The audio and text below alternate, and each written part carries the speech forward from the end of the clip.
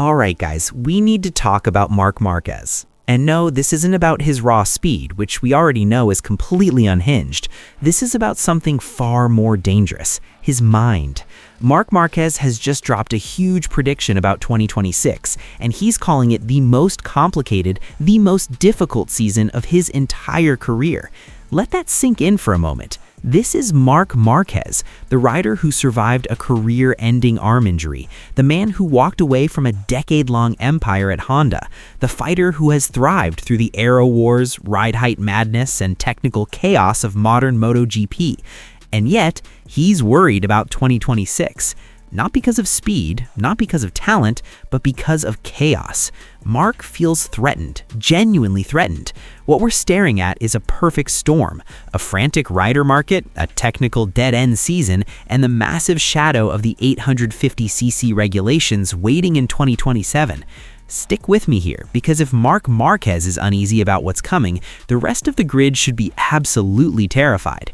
Before we dive deeper, make sure you subscribe and hit the bell. We're breaking down the madness of 2026 today. This is where MotoGP logic starts to collapse. Marc recently gave an interview where he flat out stated that 2026 will be the most difficult rider market MotoGP has ever seen, and his reasoning is brutal. 2026 is the limbo year. It's the final season of the current 1000cc regulations. In 2027, everything changes. Engines drop to 850cc, aero gets slashed, ride height devices are gone, completely banned. Marc's question is simple but terrifying. How do you choose a team for 2027 when you're forced to sign contracts at the start of 2026? You're betting your entire career on a bike that doesn't even exist yet. Marc has said it himself, no one can promise which bike will be the best in 2027, and he's looking around a paddock where almost every top rider's contract expires at the end of 2026. It's musical chairs, except the chairs are on fire. Here's the scary part. Marc might be dominating right now, but he's already predicting turbulence, maybe even decline. He's thinking 3 steps ahead while everyone else is still arguing about tire pressure limits. This is 4D chess. Now let's talk about why 2026 is such a nightmare technically.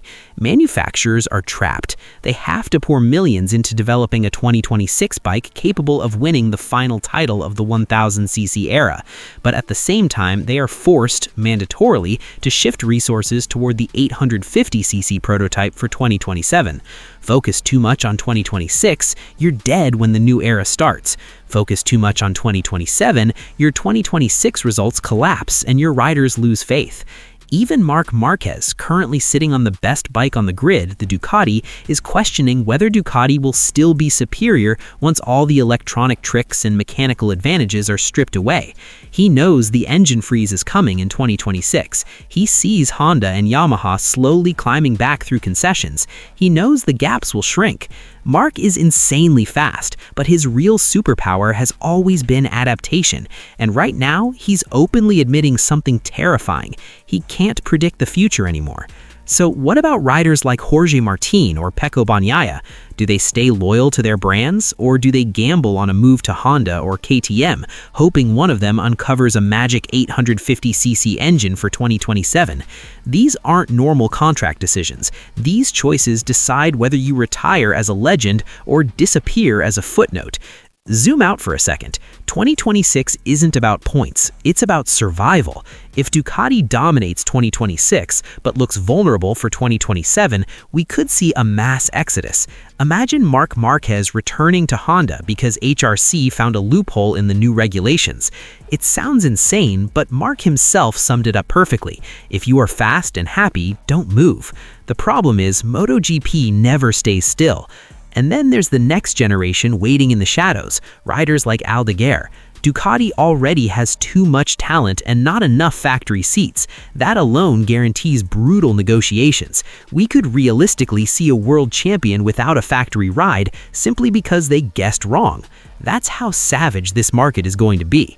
So here's the conclusion. Marc Marquez is sounding the alarm. He's 32 years old, he's won everything, and he's telling us that logic inside the MotoGP paddock is about to break.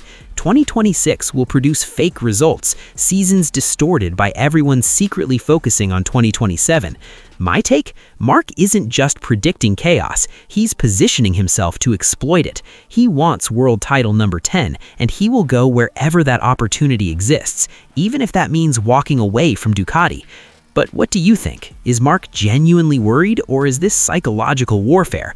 And could 2027 finally be the end of Ducati's dominance? Drop your theories in the comments. Now, while Marc is busy looking toward the future, we need to confront a harsh reality from the present. We need to talk about the Martinator, Jorge Martin, and his brutal experience with Aprilia during the 2025 season.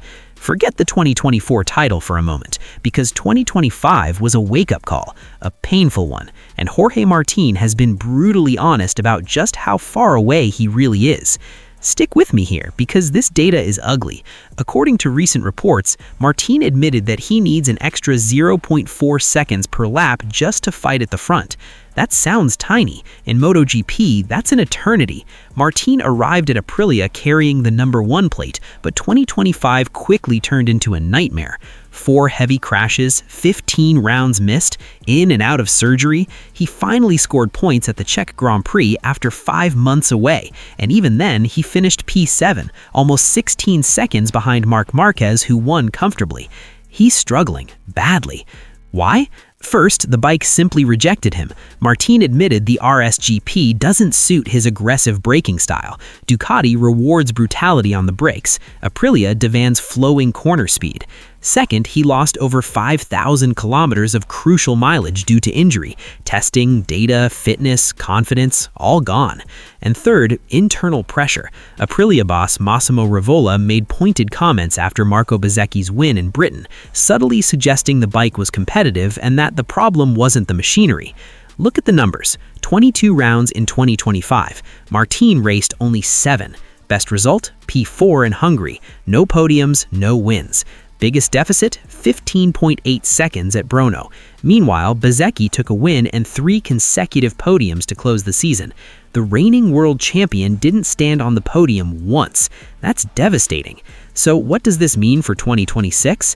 There were rumors Martin wanted out early, but cooler heads prevailed. He knows he can't force the bike to change. He has to change himself. His goal for 2026 is simple: win a race. But can he really find 0.4 seconds in one winter? Aprilia promises time, mileage, and confidence, but MotoGP doesn't wait. My verdict? Jorge Martin is at the lowest point of his career. 2026 decides everything. Does he rebuild like Aleix Espargaró did, or does he become another victim of a brutally selective RSGP? What about you? Can Martin win the 2026 season opener, or will he sink deeper into Bezzecchi's shadow? Let me know in the comments.